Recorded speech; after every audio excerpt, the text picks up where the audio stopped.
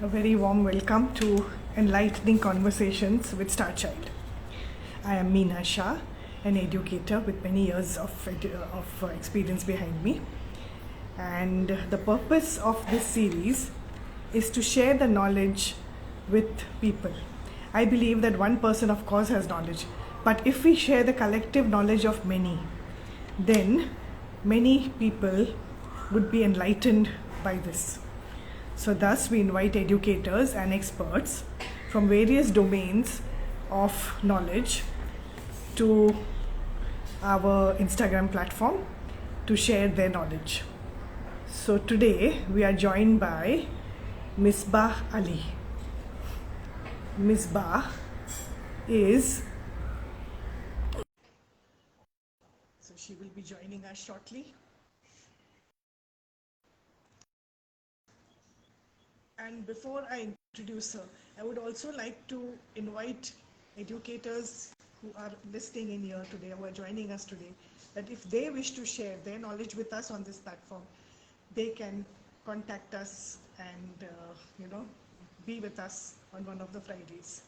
So now we would be very happy to have them. We are waiting for Misbah to join us.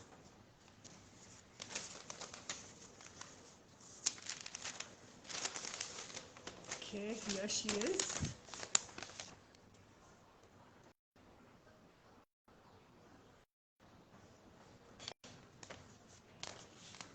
So I have just received her request and she will be joining us in a moment.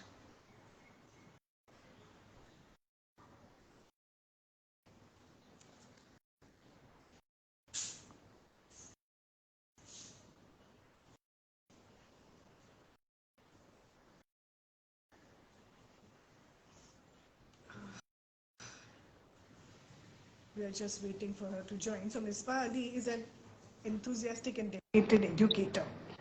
Hello, Hello, Misbah. I was just hello. beginning to Good introduce you. afternoon, Miss Meena. Good afternoon, everyone. Thank you for Yes, having me on this platform. I'm so excited for today's conversation. yes, we are so excited to have you. And I'm sure, as the title of our conversation, as we have entitled it as Enlightening Conversations. I'm sure it's going to be a very, very enlightening conversation today with you.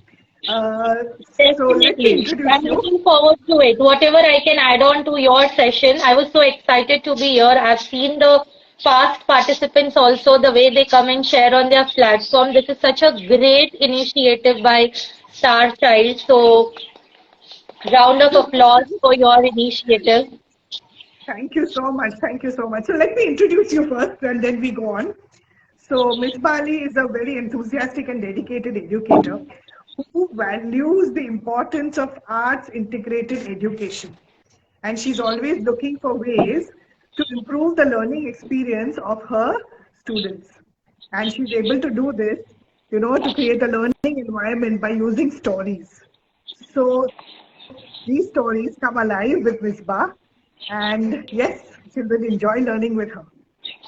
So she's also the founder at EduSpring Academy, a 21st century skills training program for teacher training and for a language enrichment for children.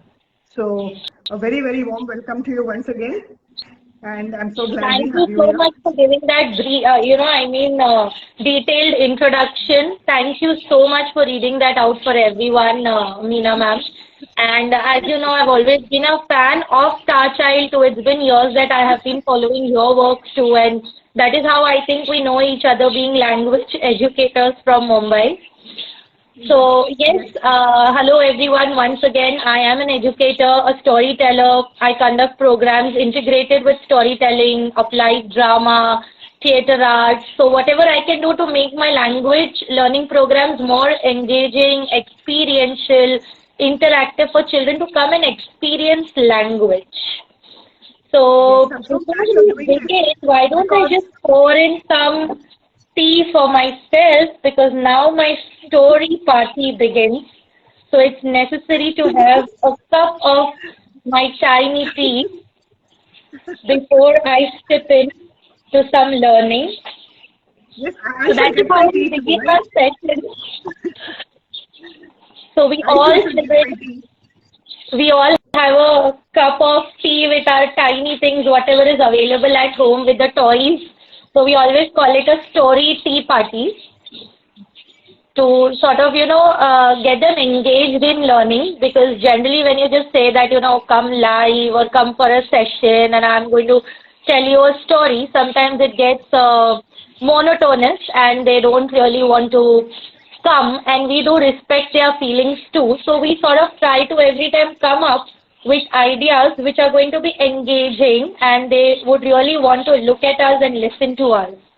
So now we have started this story party idea.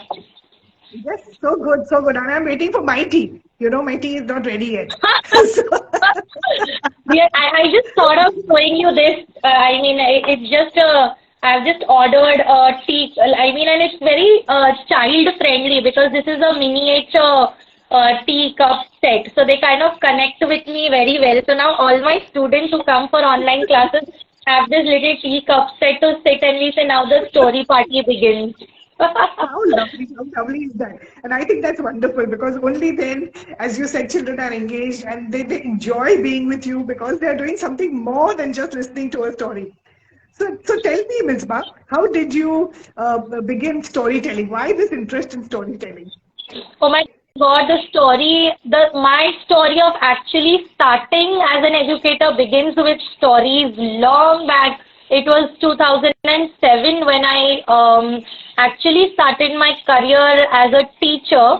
I was not a trained teacher. I only got a job in a school as an assistant teacher. And to be very honest, I was completing my graduation at that time, and my only reason to accept the job back then was to get some pocket money. And I went and I got selected, and there was no plan of becoming a teacher at all. I wanted to be an author and write because I was completing my literature, English literature, but there were no thoughts of actually becoming an educator. And when I entered the classroom, I didn't know anything about education or what happens at a preschool level. And believe me, naturally this instinct would come. I didn't know any strategies to handle a classroom. The only thing I would do is wrap around a dupatta around myself or make a mustache, tell them a story. And I was working at a school where there were 53 kids in a nursery classroom. 53 kids in a nursery classroom. And I didn't know what to do to engage them when the teacher was absent, and I used to take, as an assistant teacher, take the class for that particular day. So I would tell them any story that would come to my mind and engage them and make those faces and use whatever is around me and become whatever with the dupatta I can. And I remember those days, how they would actually want to see me and want to listen and stay quiet. For a while, they would get engaged in my performance, and I think that is when the roots of storytelling began. But now, from 7 years, I have been practicing, and I have learned the art of actually using storytelling and story pedagogy and applied drama for education. So That's professionally wonderful. I mean, trained now. what you said is true. The roots, of course, begin and sometimes unknowingly, right? I mean, you never thought you'd be a teacher, but yet the interest developed, and that is so wonderful coming from someone like you, who is doing what you are doing today. So, how different is your story pedagogy from others? How different is it? So I wouldn't say different because I see nowadays, especially in these 2 years of pandemic, the entire storytelling community has come so close together. I mean, if I go 3 years back, I was doing sessions in 2018, 19. So I was not connected very well with the storytelling world, with the storytellers. And when the pandemic hit, I can see they all are so different in their own way, and they all bring up so much, and it is such a wonderful community to be with because everyone is openly sharing their ideas, and we all want storytelling to be accepted very beautifully, and we do get invited as storytellers. So if you ask me what is different that I do in my programs, I love to bring storytelling live in my classroom. I'm always very high on energy. That's what people tell me, and even I feel I have this very positive energy. So I choose to do drama-based storytelling, where I need that stage, I perform, I tell my dialogues, and I want to become a particular character and narrate the story. So that's one thing I do different, and I really want the children to get engaged. I don't want them to sit for a very long span and just listen, because the listening span in an early years child, when he's under 5 years of his or her, she's under 5 years of age, the child, then the listening capacity is hardly for, you could say 3 to 4 minutes. And then the thoughts will get unwired and they sort of start thinking about other things. So you have to be there as a presenter, as a story performer, who'll keep them engaged and make it more interactive and fun for them to keep thinking about the story I am telling them. So drama is one thing I like to do. And I like to go on the stage with a lot of interesting props related to the story. So if I'm telling a story of a snowman, I will make sure that, I do have something which is like a cute snowman, or maybe I'm dressed up as a snowman, or I have certain props, which is again going to be very interesting for them. So that's what I choose to do as a storyteller.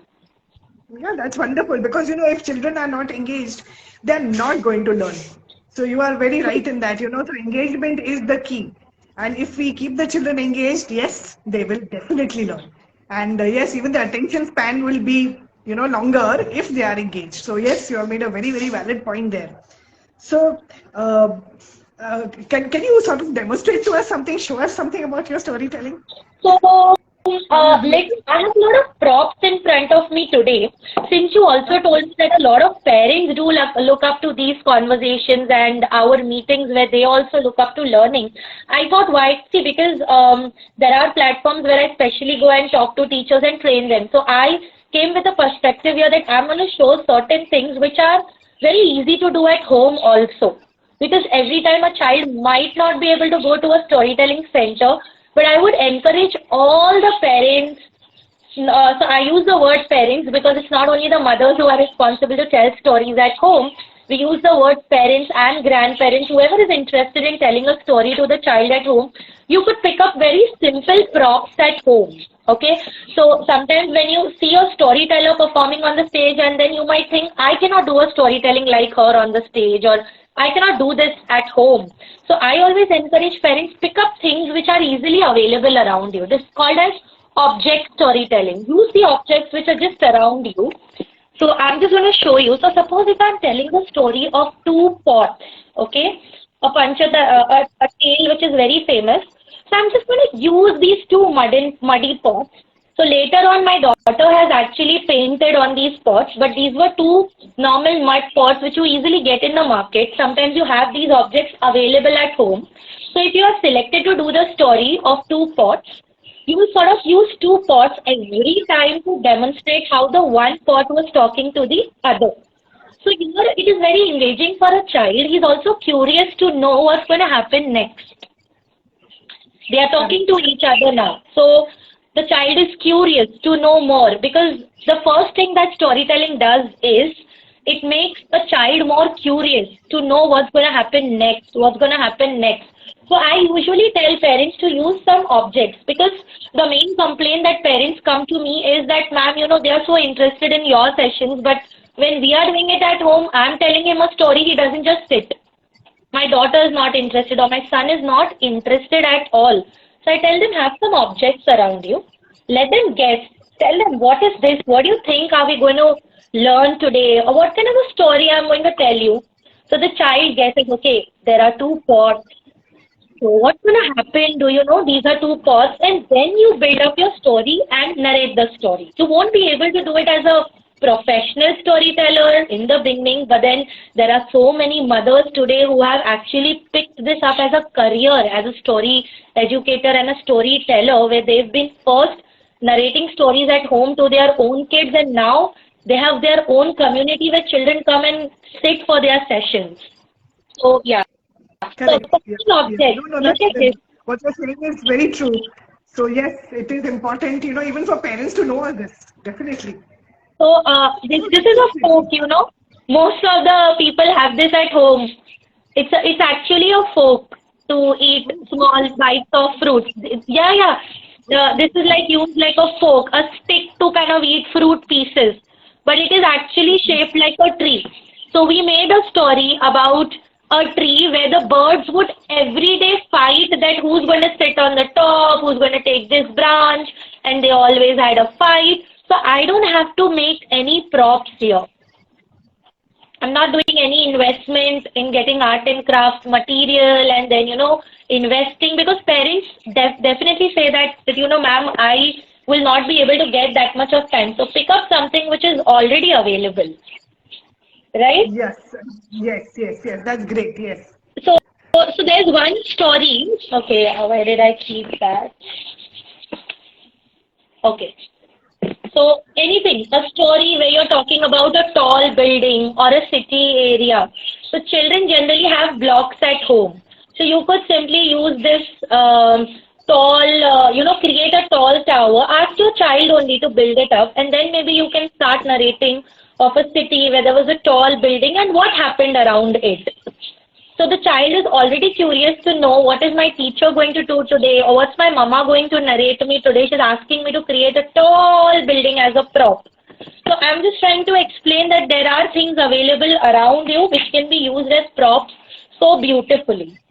So yes, I think you're doing a great job, and I'm sure those who are listening in will understand and pick up these points and use them for their children. So yes, so I'm so glad you're explaining that. So also, there's one very interesting prop here, which is, this was a showpiece at my home, and there were some parents requesting me to do a session. So generally, whoever is enrolled at my academy, the parents are allowed to tell me what kind of life skill lesson they want their child to learn.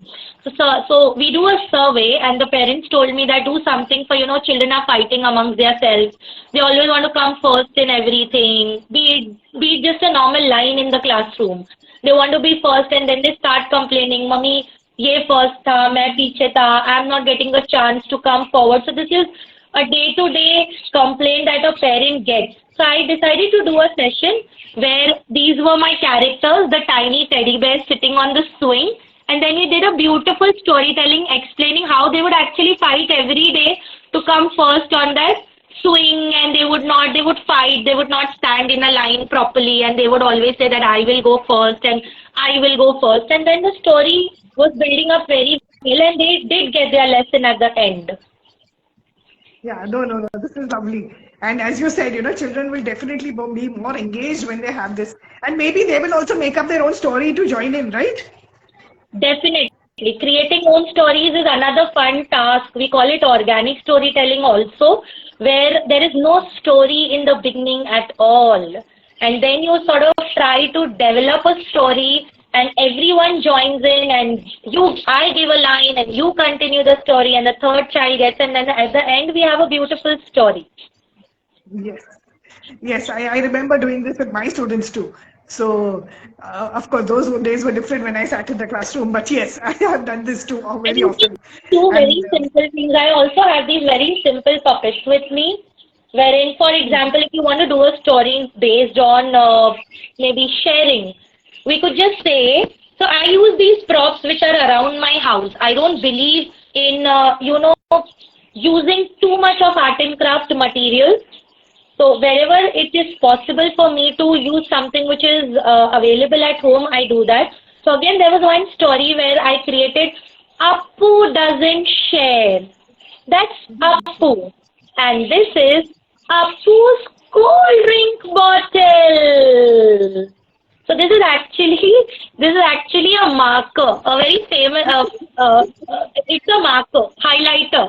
But I use it as Appu's bottle, and he doesn't like to actually share it with anyone. He won't even show it to them, okay? So he'll say, no, it's mine. So the rabbit comes and says, can I have a look at it? And he won't show it. He won't really show it. So you can actually use any objects here, where you can actually show how Appu doesn't like to share, and he doesn't talk to them, he's rude, and he's always hiding his stuff and says, I'm not going to show it. So you can have these kind of simple stories which are going to create big impacts in the young learner's life. Yes, that is so cute and so lovely. I mean, I'm enjoying this. So I'm sure kids will Thank you enjoy it so too. much. Thank you so much. Yes, storytelling is fun and engaging, and there's always so much you can do around it. Correct. I do have certain books also. Maybe parents must have come across these kind of books. You get it at stores. These are puppet board books. So for very young learners, because these are instruction-based books, Spot is very famous in my class because he comes and he teaches them a lot of things. So if you read the book inside, if you go through the book, in the beginning there are very simple statements like, can you wave hello to Spot? So initially there are very simple things the Spot is going to tell you, wave hello, touch your nose, touch your head. So we actually do it through the puppet and all the children, they are following him. But then at the end he says, do you know what? Today I have learned a new lesson. My mama taught me, if you sneeze, you actually need to cover your face. Let's do it one time together.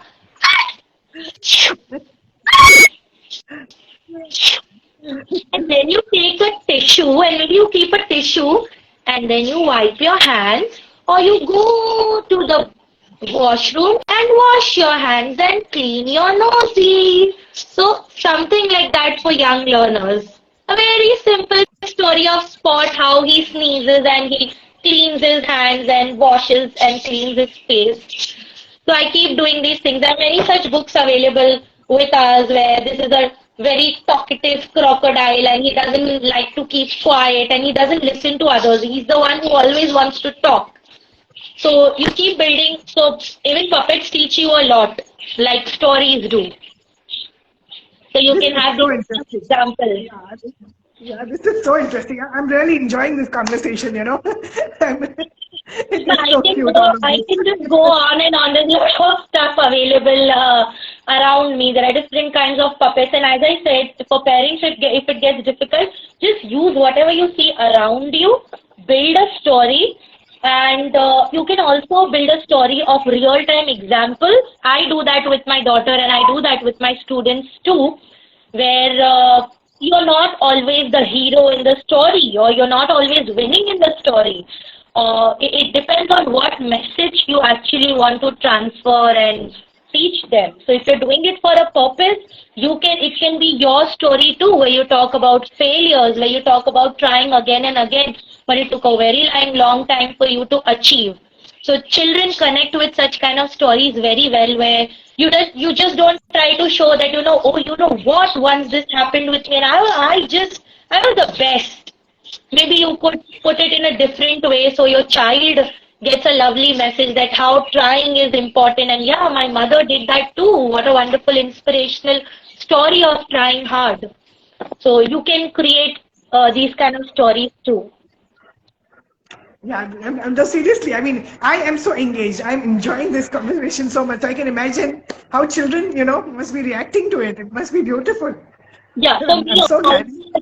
as a storyteller, it's been a journey where I've learned so much. So initially, if I just told stories for entertainment, today I do it for educational purpose, and there's a lot that I think can be done with stories. So life Yes. skills, language learning. Today we are doing a curriculum based on NEP 2020. So there's a lot that we can. We talk about 21st century skills always.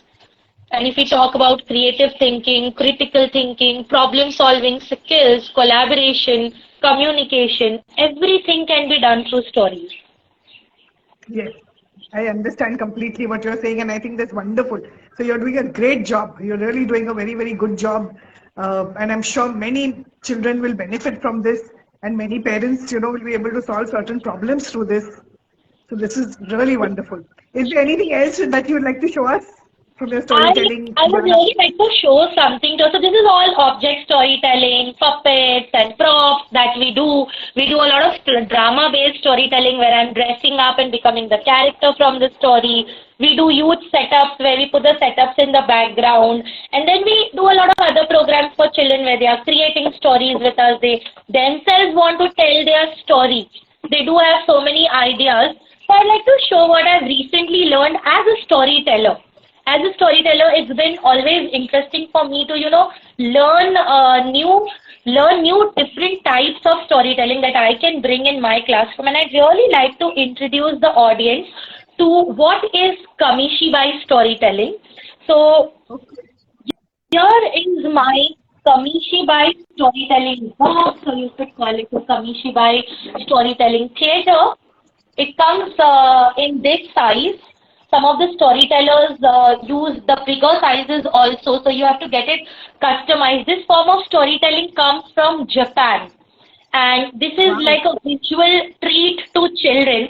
So I'll just show you. I'm just going to move my camera a little behind so that it's visible. Yes, thank you for showing us this, because even I didn't know, what this is. I mean, I don't know what this is. I'm looking forward to it. I am looking forward to seeing this. I've started using the Kamishibai storytelling art recently, and it's like a box. It's like a box. You can start the story with a wonderful song, and then you actually open this Kamishibai box, and it opens up into a theater like this. Oh, this is so nice. This is so lovely. The Emperor's New Clothes. Are you going to tell us the story? Yes. And then you start narrating your story. So suppose this is a story of Emperor's New Clothes. Okay. This can be done in two ways. So you also get printed cards for Kamishibai storytelling. So these are designed digitally and you get them printed and you use it. Or you can actually paint and do your own artwork for Kamishibai storytelling. So I'm already working on a few stories and creating the story. Because first I thought I'm going to experiment this theater with my students, how much they are, able to connect with it. And now the minute I put this box on the table, they know they are going to get a nice visual treat and they're going to listen to a wonderful story. So when we start with the story, we actually move the cards one by one. Oh, how lovely is that? Yes, move the cards and you continue your story.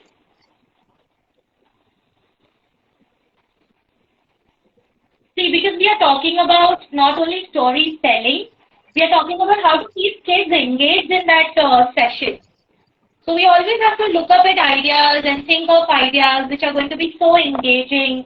And when we talk about 21st century skills, we also talk about creativity. So I think Kamishibai is a very great example for creativity in storytelling. And also what we are planning to do for our summer camps is we are going to tell students that we are going to design these stories for a Kamishibai box. So they are not just coming for doing an art and craft activity, but it's going to be for a purpose where it will be represented like a story inside the Kamishibai storytelling box.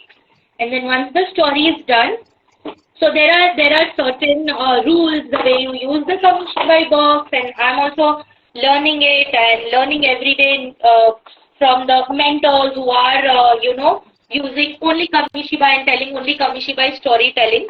So I specially ordered this from Chennai for my storytelling for my students. And there's a lot you can also teach through visual representations. Yes, no, this was so interesting. As I said, I didn't know something like this existed, so I have to learn something from you. And of course, I'm sure many people will. So I'm so glad you were here today, Misbah, and that you showed us so much. Thank you for having me on the platform. Thank you so much. No, I really enjoyed it, and I'm sure all those who are going to tune in later too will enjoy this and will understand how to tell stories and how to keep their children engaged.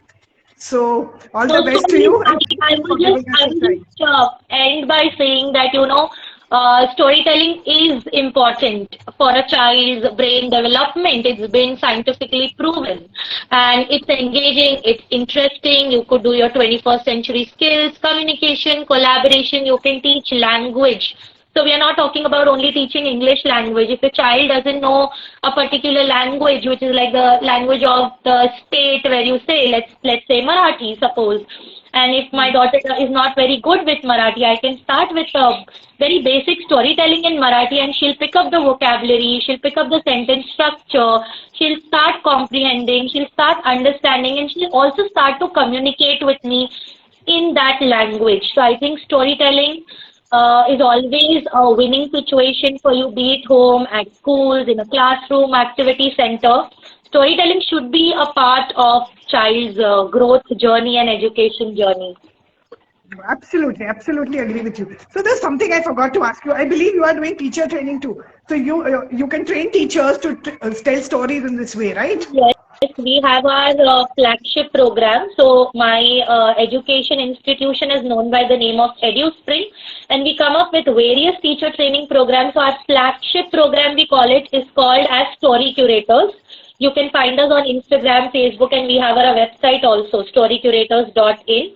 So these teachers who are being trained for storytelling are not only storytellers, but they are called as story curators because they curate programs using storytelling method and story pedagogy. And I, along with my co-trainer, co-creator of the program, her name is Manisha, we both do it together. And we have a lot of other story educators experienced who also come on the platform and help us train the teachers. That is so wonderful. So thank you so much once again for sharing your knowledge with us and being here today. Thank you for having me. Thank you so much, everyone. Yes. All right. You. Thank you. Bye. Bye. Thank you.